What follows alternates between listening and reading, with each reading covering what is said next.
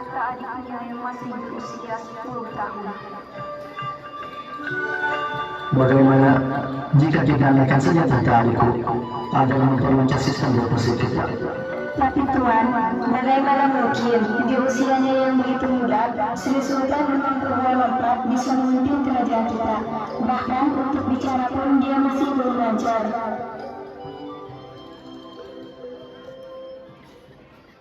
Pada tahun 1823 datanglah seorang Belanda bernama Anthony Hendrik Switzer yang menawarkan diri untuk menggantikan Hamengkubuwono IV. Bagaimana jika lebih baik saya gantikan sementara posisi adik baginda Sri Sultan? Setelah beliau tumbuh dewasa, akan saya kembalikan. Dengan begitu, kehidupan rakyat pasti terjamin. Baiklah, namun masih ada harapan dari bagian keraton yang dapat memimpin. Keturunan wali yang dari Pakualam, iya, dapat menggorok. Mana bisa seperti itu? Saya sudah berbaik hati melewatkan tua sebelah ini. Masih ada tolak? Baiklah, kalau memang tujuannya untuk mesejahterakan rakyat. Pada masa kepemimpinan Switzer, Belanda semakin mendominasi dan mengeluarkan pajak-pajak yang tidak masuk akal, serta menghilangkan adat istiadat keraton. Kalau kamu pajak tidak boleh dipotong, pajak tidak boleh dihutang. Kamu mengerti peti daya? Mengerti, Tuan. Waduh, jangan kamu orang kira-kira tidak bisa kasih pengganti kamu orang tahu. Mohon maafkan kesalahan-kesalahan kami. Kami bersumpah tidak akan berbuat kesalahan lagi. Sungguh kanjeng Tuan. Sumpahan orang tidak bisa dipegang. Boleh buktikan, saya mau berbuat apa saja demi kanjeng Tuan, asal jangan digantikan. Baiklah, you orang boleh pergi.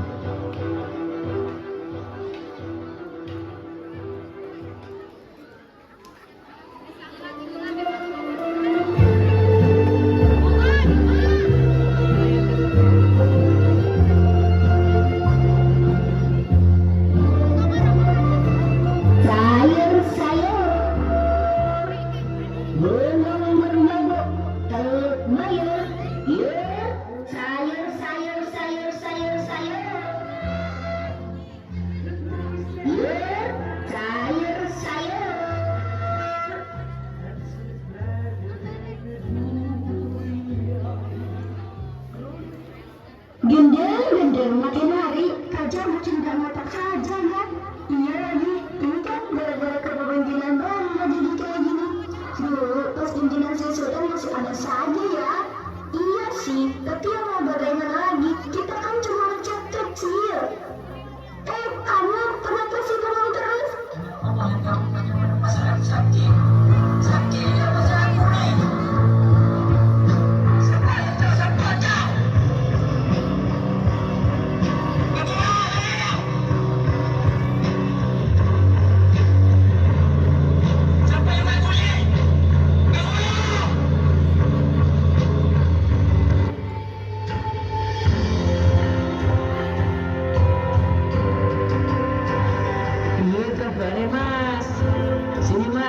Kopi dulu. Saya buat 2 kopi nih mas. Alhamdulillah baik tuh mas. Tapi punya pipi. Soalnya pajakku belum terbayar kabel mas.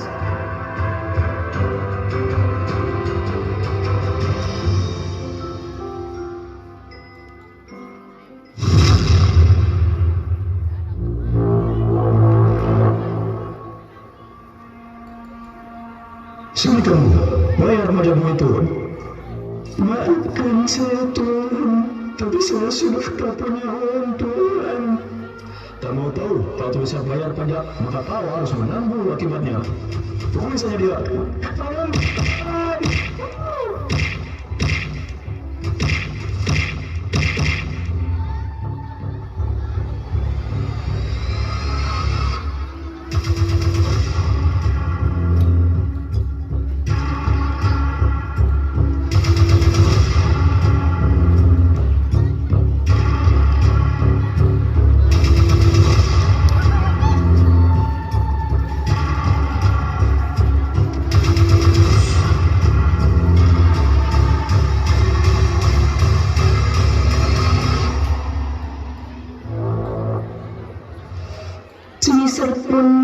memerintahkan Patih dan Rejo untuk segera memulai proses pembangunan jalan dari Anyer hingga Panarukan.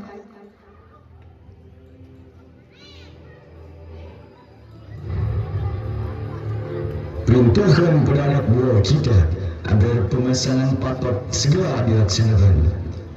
Baik, segera saya laksanakan, tetapi apakah sudah dapat persetujuan dari Pangeran Diponegoro? Karena pemasangan patok tersebut akan melewati pekarangan Pangeran Diponegoro. Ayo Dwarkina, lakukan saja perintahku. Ini demi kebaikan pembangunan kita.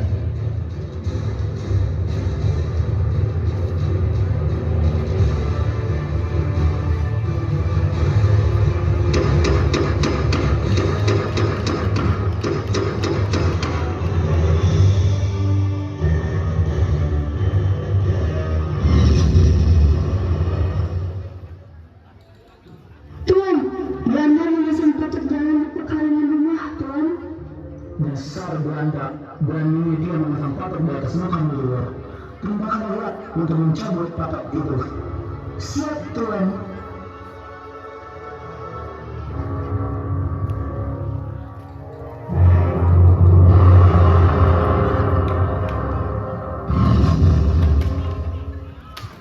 Lapor Tuan, patok-patok telah dicabut dan dikandi dengan tombak oleh pengikut Diponegoro. Apa yang harus kita lakukan, Tuan?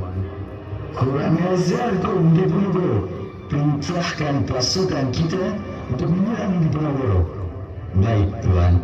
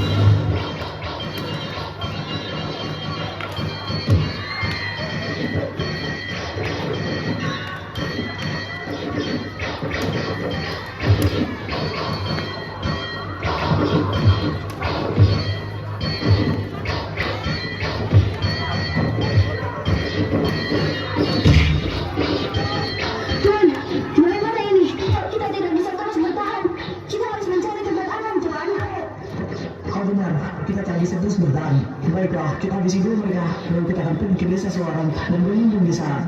Siap, Tuan.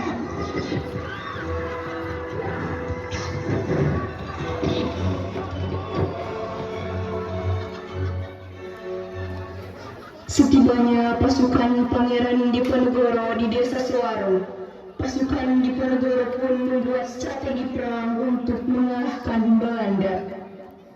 Kita akan menerapkan strategi perang gerilya untuk memusnahkan Belanda. Baiklah, kita akan berusaha untuk memusnahkan Belanda.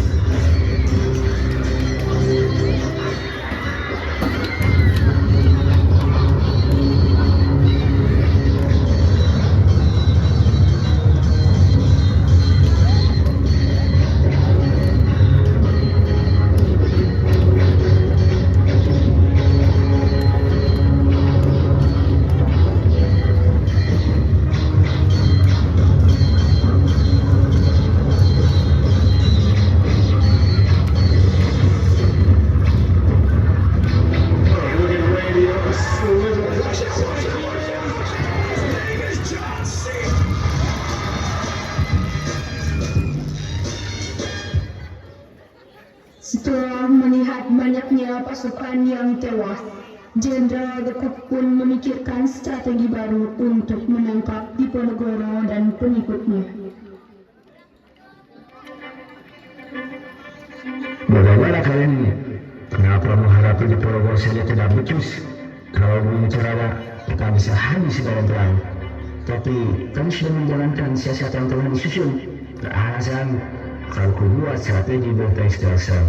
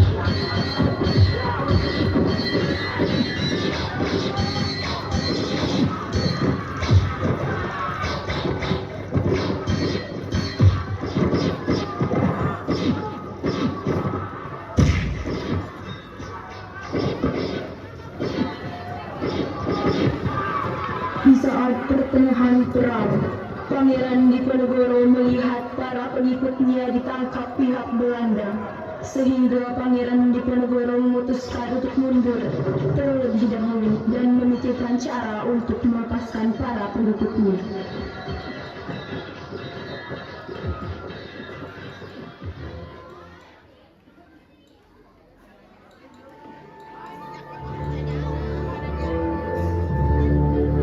Para Diponegoro, kenapa Diponegoro bisa melarikan diri? Tidak tahu Tuan, Diponegoro sedang bergerak dari pos satu ke pos yang lain.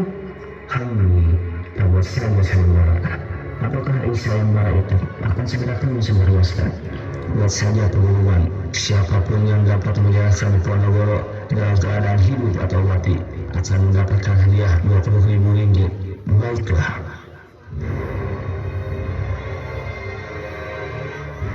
Akhirnya pihak Belanda mengeluarkan sayembara, namun tak ada seorang pun yang mau menerima sayembara tersebut.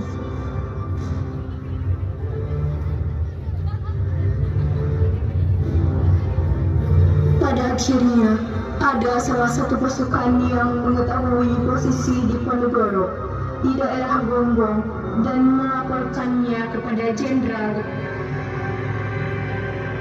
Kenapa Jenderal? Saya mendengar Diponegoro berada di daerah Gonggong, Jenderal. Kerja bagus. Baiklah, utus pihak kita ke sana. Baik Jenderal, laksanakan. Jenderal De Cook pun mengutus pihak Belanda bernegosiasi untuk melakukan gencatan senjata. Pihak kami menawarkan gencatan senjata. Bagaimana? Apakah Anda tertarik? Tapi ada syaratnya. Apa syaratnya? Akan kami sanggupi. Keluarga dan para pengikutku harus dilepaskan. Baiklah, itu mudah. Mari lakukan rundingan dengan para atasan laki-laki. Baiklah.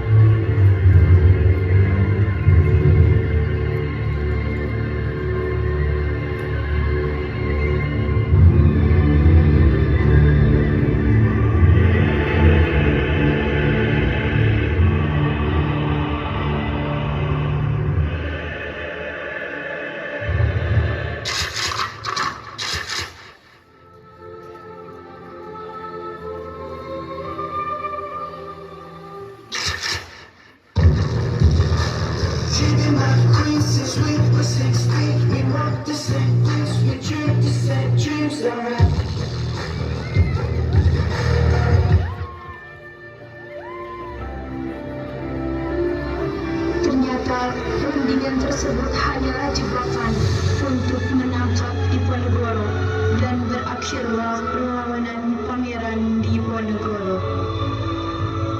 Tayangan ini kami implementasikan dari lukisan legendaris yang sangat fenomenal karya Saleh Syarif Mustaman atau sering dikenal sebagai Raden Saleh.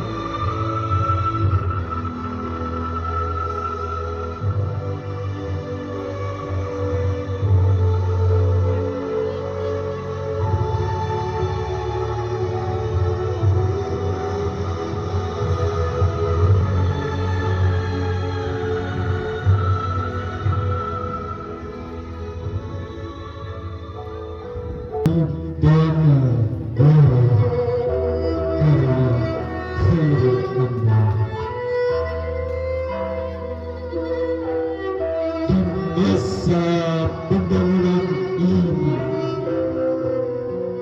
Tuhan hidup kembali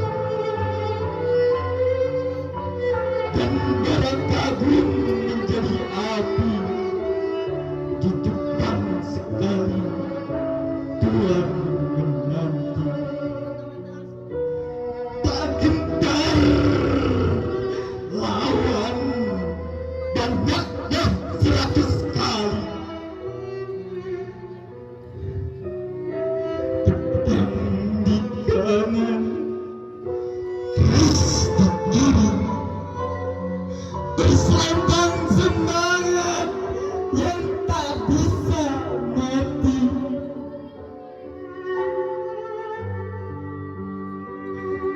Maju, ini barisan tak berkenderang berpalu kesejahtera tanpa menyerbu. Sekali berarti sudah itu mati. Maju, bagimu negeri menyediakan api, punah di atas menghambat, binasa di atas ditindak.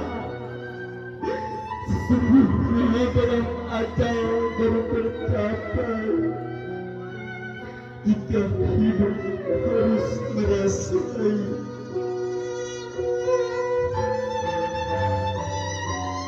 Maju, serbu, serang, terjam. Kami dari 12 Mei 1 ingin mengucapkan sekian dan terima kasih.